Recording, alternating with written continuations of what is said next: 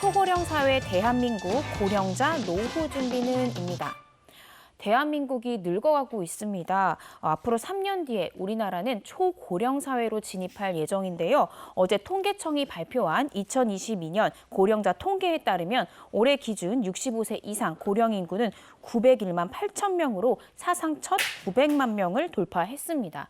뿐만 아니라 이 고령 인구는 계속해서 증가해서요. 2025년에는 20.6%로 우리나라가 초고령 사회에 진입하고 2035년에는 30.1%, 2050년에는 40%를 넘어설 것으로 예측이 된다고 하는데요.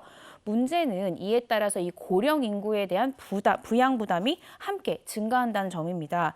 생산 연령 인구 100명이 부양하는 이 고령 인구를 의미하는 노년 부양비가 2022년에는 24.6명이고요. 2035년에는 48.6명, 2050년에는 무려 78.6명에 달한다라고 합니다. 네, 우리 모두가 알고 또 생각하고 있지만 무언가 대책이 필요합니다. 일자리 등에 대한 고민도 느끼고 있는데요. 현재 우리나라 고령 인구의 노후 준비, 그 현황은 어느 정도 돼요? 네, 지난해 기준으로요. 내가 노후에 대해서 대비를 하고 있다, 준비하고 있다라고 답한 비율은 56.7%, 준비하고 있지 않다라고 이제 답변한 고령자 같은 경우에는 43.3%로 집계가 됐습니다. 물론 준비를 하고 있다라고 답변한 비율이 더 높기는 하지만 준비하지 않는다라는 사람들의 비중도 절반 가까이 비중을 차지하고 있는데요. 2019년 기준 우리나라 은퇴 연령층인 66세 이상 분들의 상대적 빈곤율이 40.4%로 OECD 가입국 중 높은 수준에 해당이 됩니다. 그리고 65세 이상 고령자의 이 공적연금 수급률은 매년 증가해서요. 2021년 전체 고령자의 55% 정도가 공적연금을 받고 있는 것으로 나타났습니다. 은퇴 후 빈곤율이 생각보다 높죠. 그래서 은퇴 후에도 일하려는 노력들은 많이들 하잖아요. 네. 그렇습니다. 실제 통계로도 분명히 나오는데요. 올해 기준으로 이 65세에서 79세 사이에 해당하는 이 고령 인구 중에 계속해서 일하고 싶다라고 답변한 비율이 54.7%로 집계가 됐습니다. 이는 10년 전보다 12%포인트 상승한 수치인데요.